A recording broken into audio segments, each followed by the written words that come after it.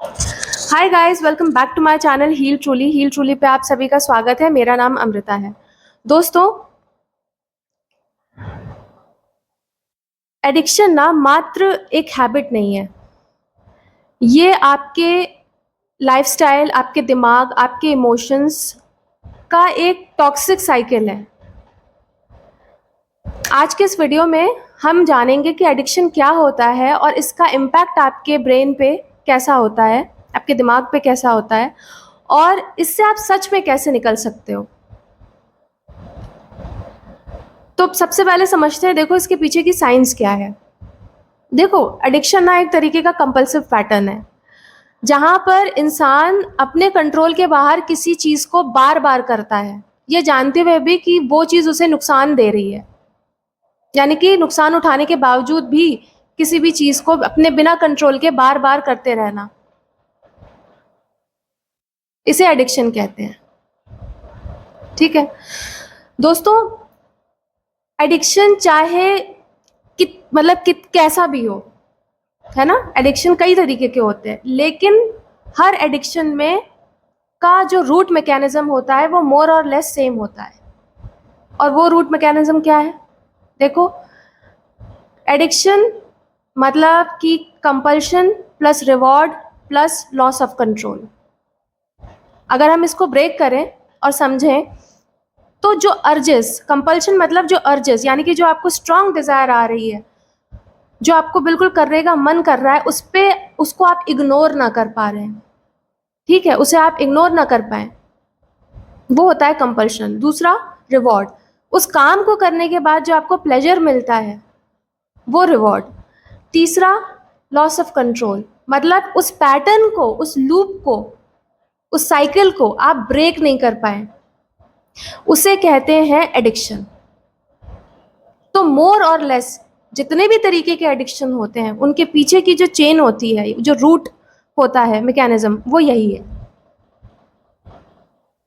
ठीक है, अब आइए समझते हैं कि दोस्तों, देखो, एडिक्शन ना कई तरीके का होता है। उससे पहले बताती हूँ आपको कि WHO ने, यानी कि वर्ल्ड हेल्थ ऑर्गेनाइजेशन ने, जो हमारी 10 से लेकर के 19 साल तक की एज होती है ना, इसको माना है कि ये सबसे ज़्यादा वल्नरेबल होती है एडिक्शन के लिए। ठीक है, यानी कि ये जो एज होती है, ये सबसे ज़्यादा मतलब शिकार होती है, हो सकती है एडिक्शन के उसमें, एडिक्शन के लिए। तो और न्यूरोसाइंस के हिसाब से कभी कभी ये एज 10 से लेकर के 25 साल तक मानी गई है। ठीक है, क्यों क्यों होती है, रीज़न क्या है? सबसे पहले कि आपका जो मानसिक, यानी कि चाइल्डहुड से लेकर अडल्टहुड के बीच का जो समय होता है ना, इसमें आपका शारीरिक, मानसिक और भावात्मक तीनों तरीके का जो आप, ये चेंजेस होते हैं ना, इनसे आप गुजर रहे होते हो। ये चेंजेस आपके अंदर आ रहे होते हैं। ठीक है, तो आप एक तरीके से आपका जो इनमें जो बदलाव आ रहे होते हैं ना, आप पूरी तरीके से डेवलप्ड नहीं होते हो। ठीक है, आपकी जो मैच्योरिटी होती है ना, वो डेवलप नहीं, आपकी डिसीजन मेकिंग होती है वो उतनी डेवलप नहीं होती है। और नहीं डेवलप्ड होने की वजह से क्या होता है कि you are prone to this thing. दूसरा, आपका जो रिवॉर्ड सिस्टम होता है ना, जो डोपामाइन, ये ओवरली स्टिमुलेट होता है।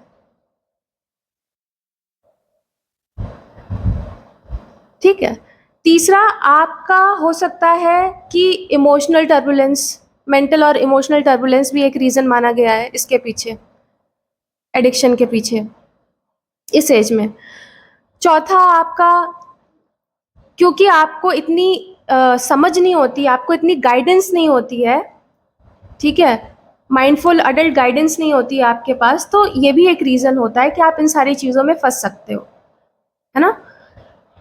पांचवा, कि आपको इजीली एक्सेसिबल होती है ये सारी चीज़ें, इनका एक्सपोजर होता है, जैसे पॉर्न हो गया, जैसे कि गेमिंग हो गई, जैसे कि गैम्बलिंग हो गई, ये सारी चीज़ें जो होती है ना, ये सारी चीज़ें आपको ईजिली एक्सेसिबल होती हैं।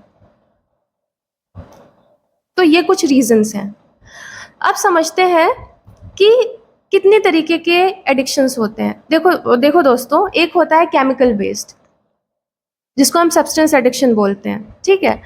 ये इसमें आता है आपका जैसे अल्कोहल हो गया, निकोटीन हो गया, आपका ड्रग्स हो गए, आपका प्रिस्क्रिप्शन बेस्ड एडिक्शन हो गए, जैसे स्लीपिंग पिल्स लेना, और आपका पेन किलर्स लेना, ये सारी चीज़ें आती हैं।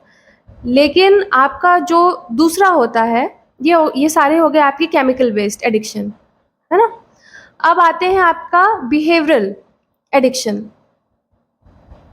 प्रोसेस एडिक्शन जिसे हम कहते हैं। इसमें क्या क्या आते हैं? इसमें है आपका porn addiction, excessive stimulation, excessive sexual stimulation online, ये हो गया आपका पॉर्न एडिक्शन।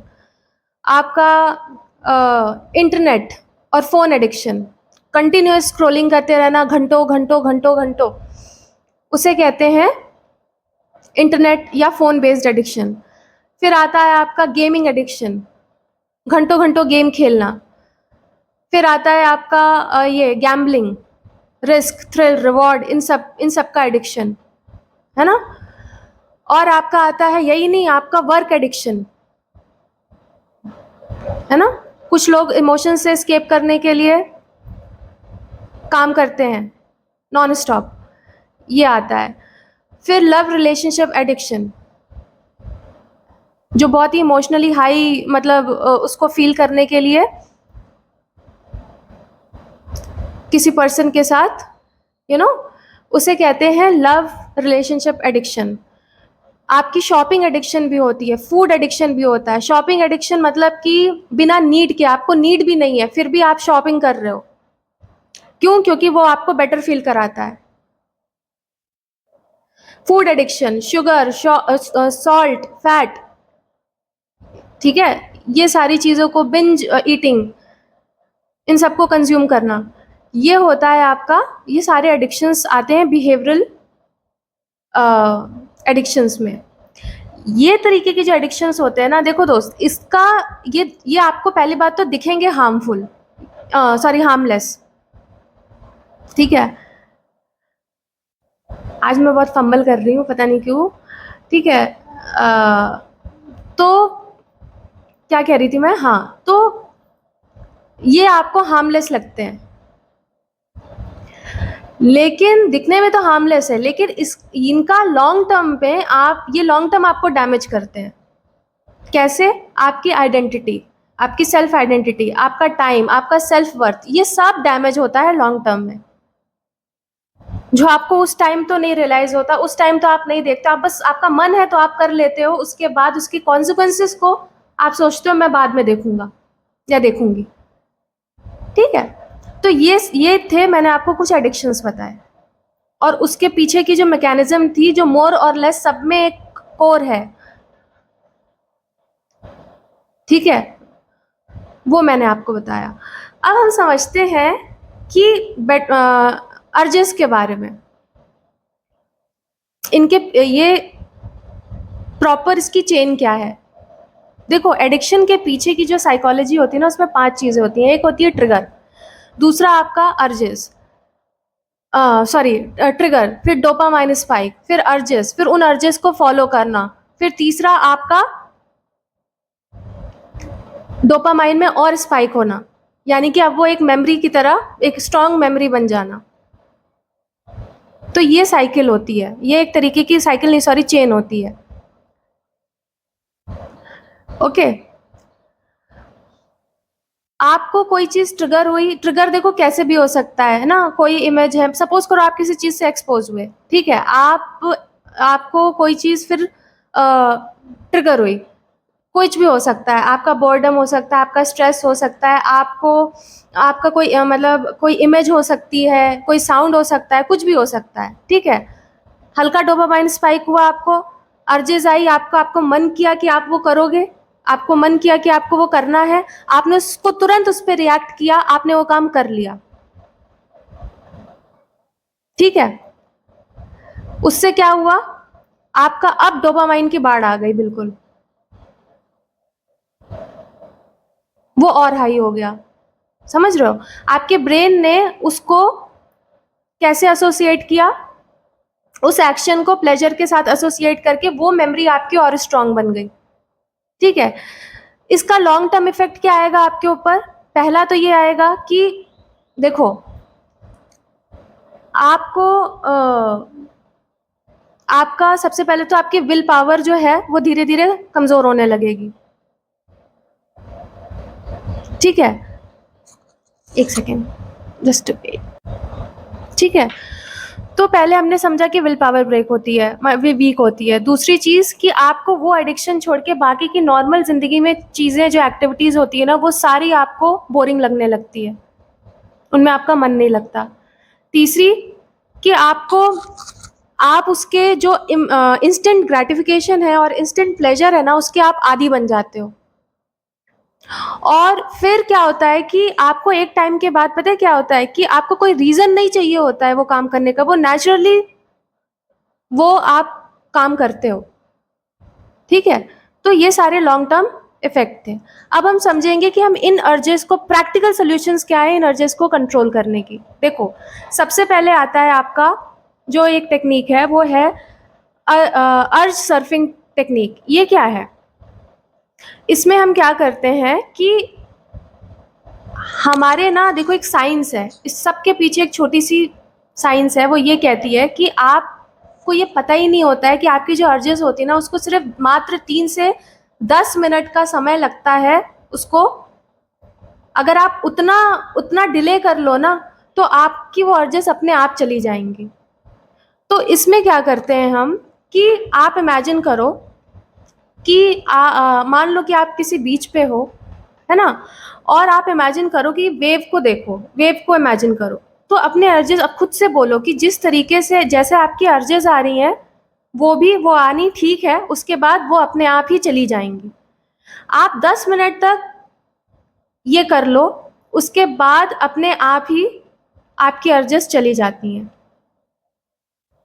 ठीक है, इससे क्या होता है, इम्पल्स आपके जो होते हैं ना, इम्पल्स कंट्रोल न्यूरल पाथवेज आपके बनते हैं, पहला। दूसरा क्या है कि आप 5 सेकंड रूल, आपको जब भी अर्जेस आए, आपका मन करे ये काम करना, आप 5 से लेकर के 1 तक उल्टी गिनती गिनो। उसके बाद तुरंत अपने आप को पुश करो कि आप किसी और एक्टिविटीज़ में कुछ भी कर लो, वॉक कर लो, कुछ भी काम कर लो, किसी से बात कर लो, कुछ भी कर लो, लेकिन किसी एक्टिविटी में कोई एक्टिविटी करो। इससे क्या होगा, आप अपने अर्जेस को तुरंत डाइवर्ट कर दोगे।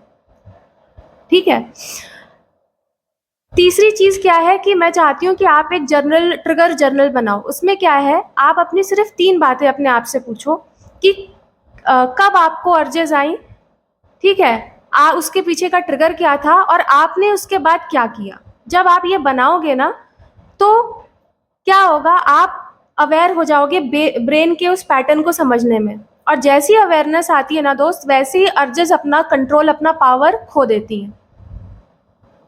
ठीक है, तो ये सारी कुछ टेक्निक्स थी जो मैंने आपको बताया कि आप इसे करके कर सकते हो। और डोपामाइन डिले करो ट्रेनिंग, देखो हमारी सिर्फ विल पावर ही नहीं है। हाँ, अगर हम अपने ब्रेन को ट्रेन करेंगे ना, तो ब्रेन, हम इसके स्लेव नहीं होंगे, हम इस पे हम मास्टर बनेंगे। तो हमें बस यही करना होता है, अपने इस चीज़ को, अपने डोपामाइन को, इसको पॉज करना, अब तुरंत रिएक्ट नहीं करना है उसको। यही डिफरेंस होता है कि क्यों बाकी लोग जो एक्सपोज होते हैं उन पे इतना असर नहीं पड़ता और दूसरे लोग एडिक्टिव हो जाते हैं। रीज़न है कि वो तुरंत उस पर रिएक्ट नहीं करते अपने अर्जेस पे, और ये रिएक्ट कर करके उसको इतना स्ट्रांग बना लेते हैं कि वो एडिक्शन बन जाता है।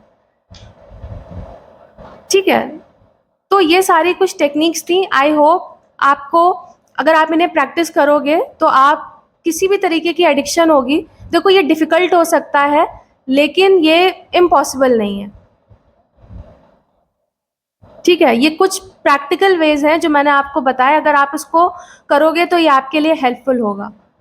ठीक है, आई होप आज की इस वीडियो में आपको कुछ हेल्प मिली होगी। तब तक के लिए टेक केयर, बाय बाय।